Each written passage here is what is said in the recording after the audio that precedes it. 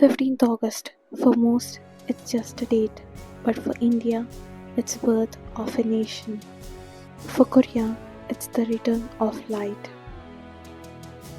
Two countries, oceans apart, under different empires, yet bound by the same day and the same dream, freedom.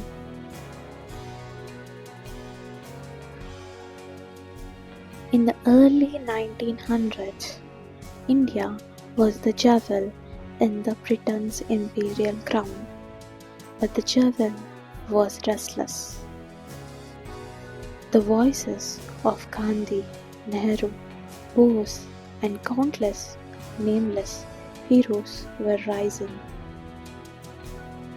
Meanwhile, in Korea, the Japanese empire tightened its grip, banning the Korean language, seizing land, and erasing culture. Yet the spirit of humbug, and the March 1st movement burned bright.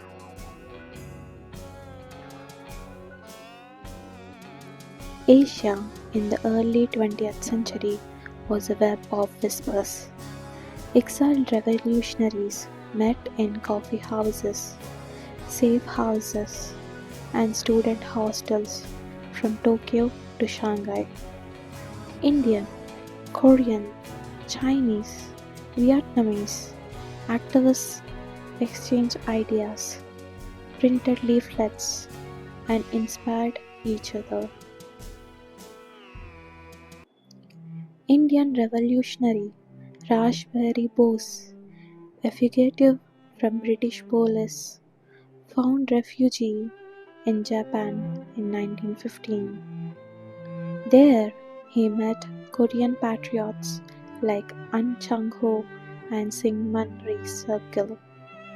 They spoke of the same dream, an Asia free from imperial chains.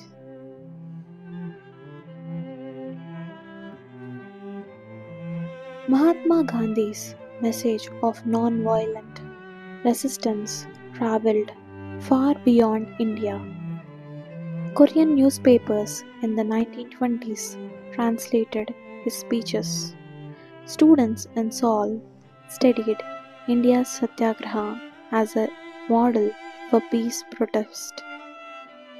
Even under censorship, his ideas found their way into the hearts of Korean freedom fighters.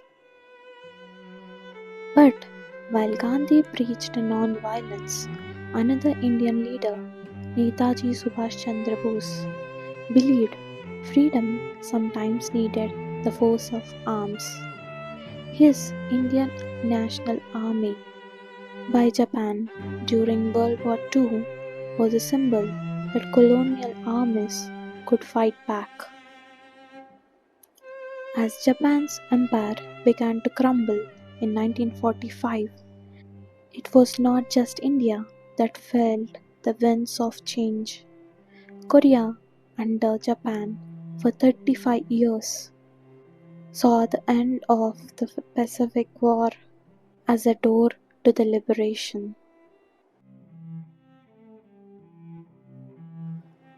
Korea's liberation came on 15th August 1945, Kwangbokjeol, the day the light returned.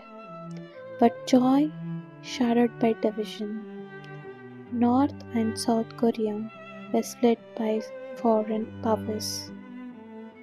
2 years later, India's midnight of freedom in 1947 came with its own heartbreak, the partition. Two lands, both free, but both divided. After independence, India and Korea recognized in each other the scars of colonialism.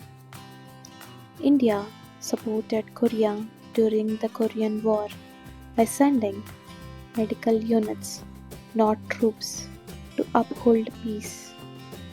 And there is an old legend binding them. The story of Queen Hyewang-ok, a princess from Ayodhya who sailed to Korea 2000 years ago and became a queen. Today, her memorial stands in Ayodhya, a symbol that the Korea and India bond is just not political but ancient. Today, the connection lives on in culture. K-dramas and BTS songs trend in India. Indian movies stream in Seoul. Korean companies build in India. Indian engineers work in Korea. Two nations who once whispered support in the shadows now share openly trade, art, and dreams. Every 15th August, as India's tricolor dances in the monsoon and Korea's Taeguki sways in the summer breeze, we are reminded freedom is a bridge, and across this bridge, India and Korea walk together, past, present, and into the light of tomorrow.